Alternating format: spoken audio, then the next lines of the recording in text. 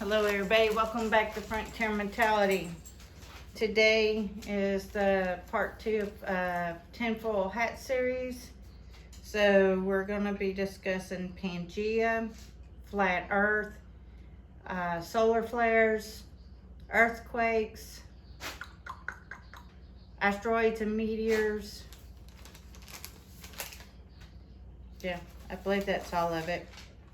I will tell you what Google says, what DuckDuckGo says, and what the Bible says. Remember, this is not to instill fear. This is just a little fun series of doing and explaining the many different theories out there. All right, Pangaea. It is when the continent was considered a supercontinent, and it was kind of shaped like a C. All right. With that being said, let's get into this. So this is what Google says. Was a supercontinent that existed over 2 million years ago. Now here's what DuckDuckGo says. A geological scientific Pangaea is the most recent supercontinent to have existed, and it's a tectonical and Earth's geological history.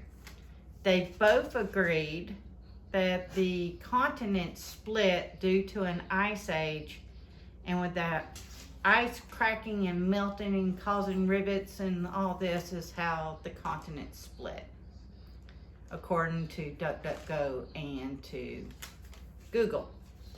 All right, now what the Bible says about Pangaea, and this was interesting because this is something I've never considered. And in two places it made me go, what? Okay, because I've read my Bible several times and I have skipped over it. So the Bible's always living and it meets us where we're at. Okay. So biblical perspective. A model suggests rapid, catastrophic movement of the tectonic plates during the flood, and also can be back further by the Tower of Babel, and I'll get into that.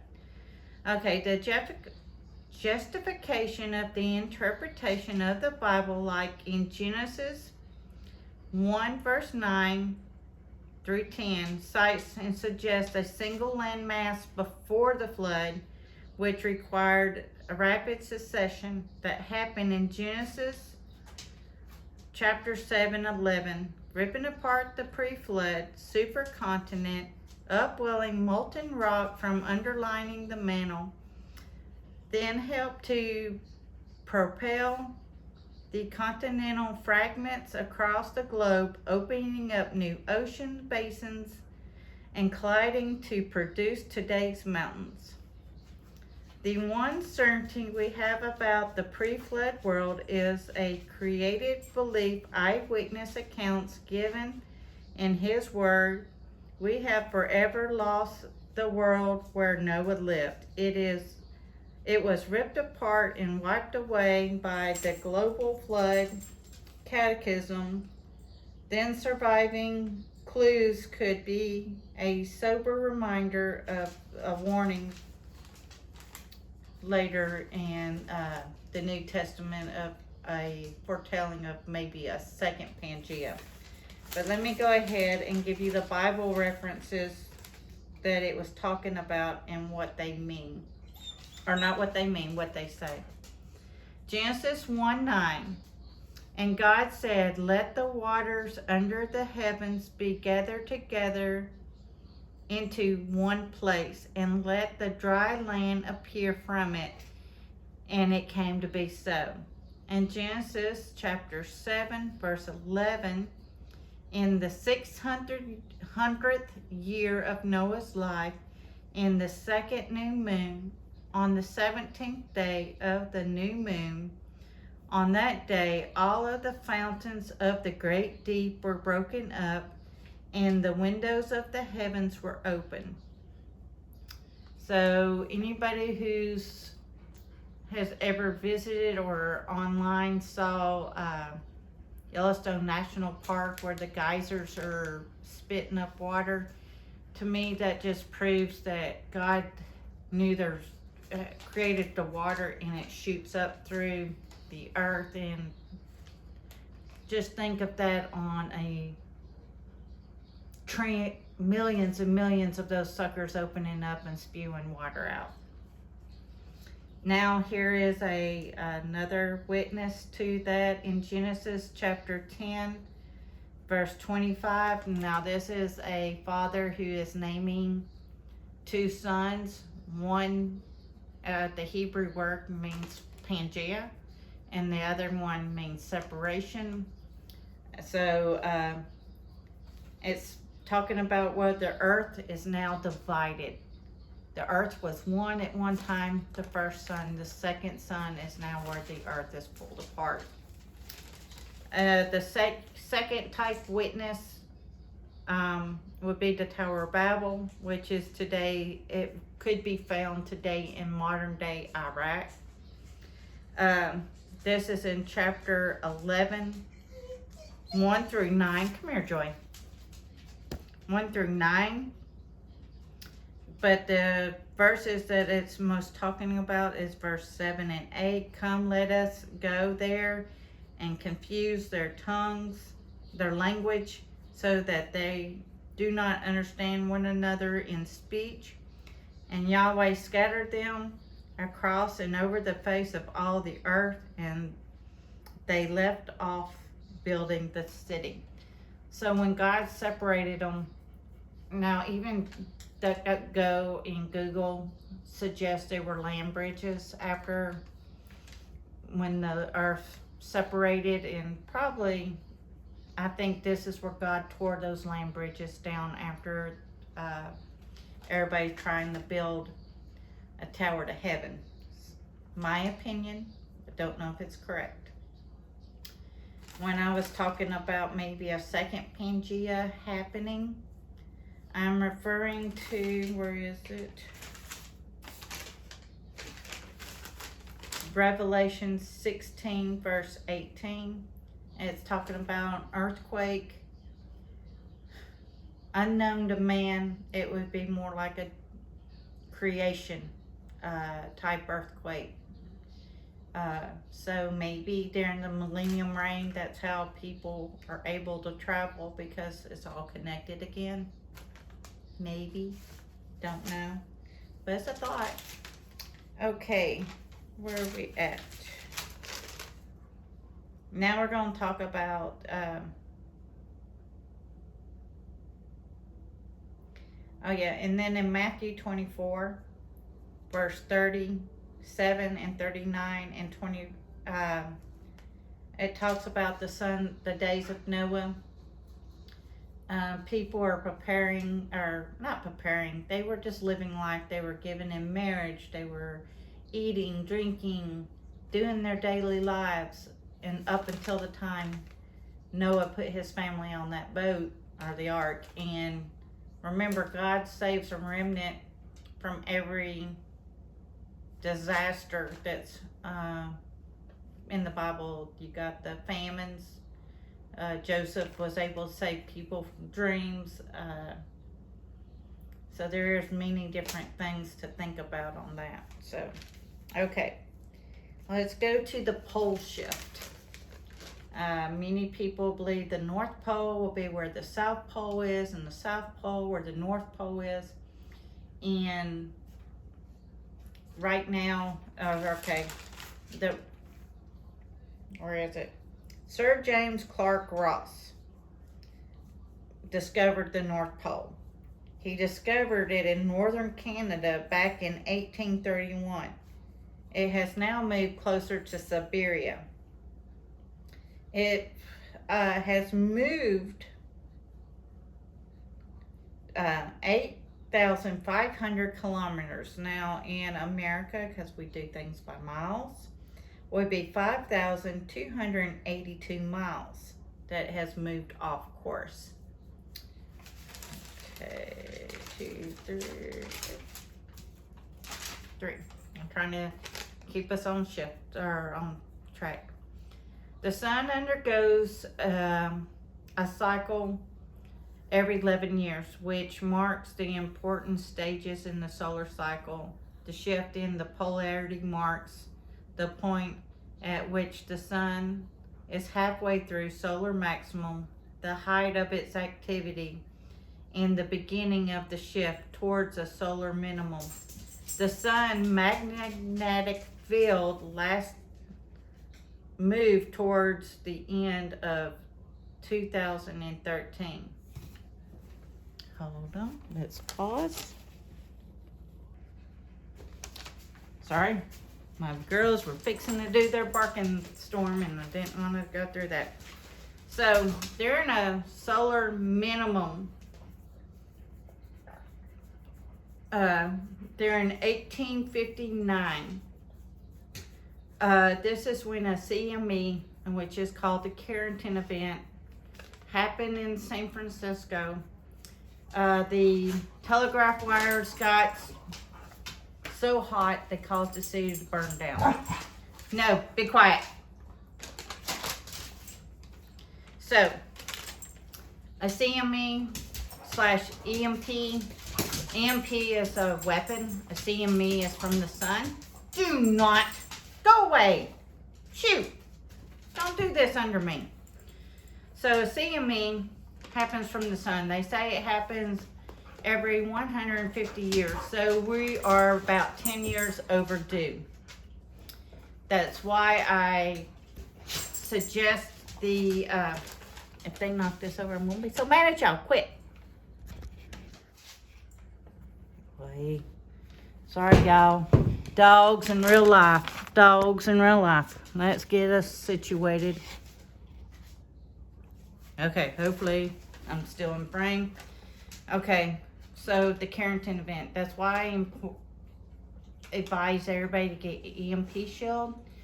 Let's say for some reason a CME hit. I do not have one on the house. I want one for the house, but I'm saving, okay? So if an EMP hit my house, just per se, and I had an EMP shield on my house, I would still lose power like every other person in the world. The upside is if they ever got power back on, nobody would have to rewire my house. They just have to hook it up outside and I'm good. So that is saving me probably thousands and thousands of dollars ahead of time. Now, if you have a CM or EMP shield in your vehicle, newer vehicles, it keeps it from frying your car out. As long as you have fuel in that car, you can get to point A to point B. If you have a bug out, then you can go to point C. It's just different ways to help you get to where you need to go. Sit, Joy. Sit. Okay. Now, what else does the solar flares do? Well, for starters, it's burning up the plants in our garden. Every time, shade cloths are good. If you can have them over a greenhouse or whatever, it helps those help. Like I know y'all see on the garden tours where I have the avocado plant and the little lemon trees, under trees. That is to help protect them from getting burned up by the sun.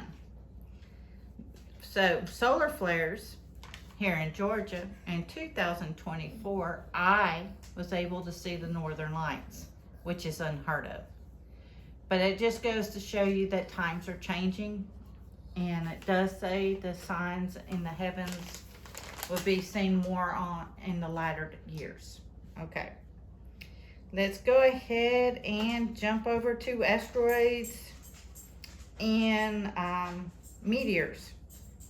So, asteroids are been hitting Earth quite a bit over the years.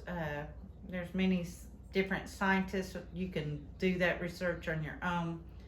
The most recent asteroid meteor shower, well, not asteroid, last meteor shower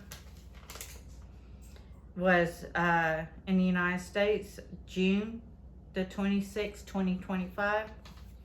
A Several fireballs were seen shortly before 12:30 p.m. over Tennessee and North Georgia. And this sighting was confirmed by police officers and people and door cams and people that were outside that had their phone and were able to shoot it. So you could probably YouTube it and find meteor showers in over Tennessee.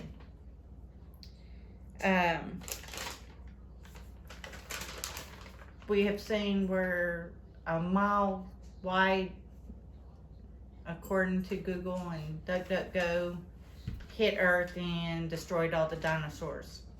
I think the dinosaurs died in the flood. That's just my opinion, but whatever. Okay. The Bible does not explicitly mention asteroids, but some interpretations, certain passages in Revelations and other books are seen as alluding to the celestial event. Could be associated impacts from space rocks. These include descriptions of falling stars, the great mountain ablaze thrown into the ocean, and hail and fire mingled with blood cast upon the earth. This can be found in Revelations chapters 8, 7 through 10, the mountain. Revelation 6:13, meteor showers. Isaiah 34 verse 4, asteroid. So how do you prepare for, even though now the Tinfoil series is over, how would you prepare for these type of things?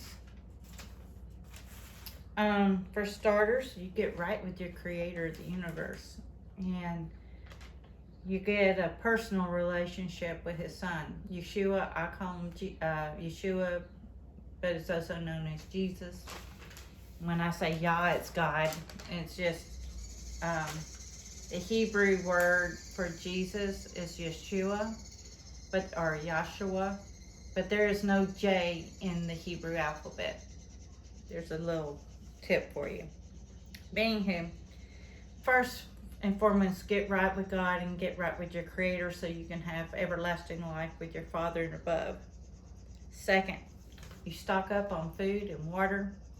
Water's heavy, so my advice is to get a Berkey or a Lextra Pro. Food for Patriot has their version of it. A mini Sawyer, a Live Straw, because these are lighter than carrying water. Water is heavy. A gallon of water, I think, is 5 pounds. And you need, on the modest level, 1 gallon per person per day. So if you live in your bug out location, go ahead and have rainwater, rain catchment put in place to start catching your rainwater. If you have a well, make sure you have a hand pump. If you lose electricity, you've got a way of getting it out of the ground. Okay. Now for the pole shift. This was very interesting too. So how do you prepare for something like that? Well, you would look up on the internet. I think some libraries have it, but look up the New Navy coastlines.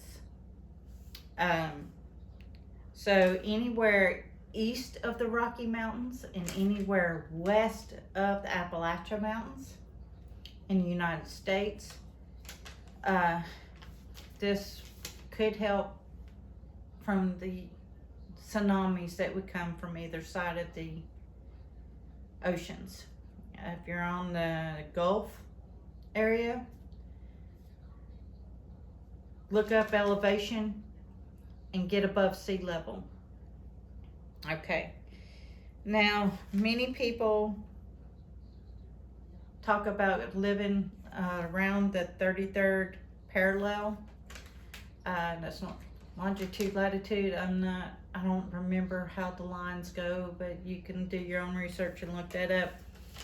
But from what I was able to remember, it's South Carolina, Georgia, Alabama, Mississippi, Louisiana, Arkansas, Oklahoma, Texas, New Mexico, and I would not go on the other side of the Rockies, so there's that. This is considered where with good growing areas. If you're above the 33rd parallel, that's like living in Canada. Look up Canada winters. Do you want to live through that? Most people don't. That's why they always go to Florida to get away from the cold or the snow mostly.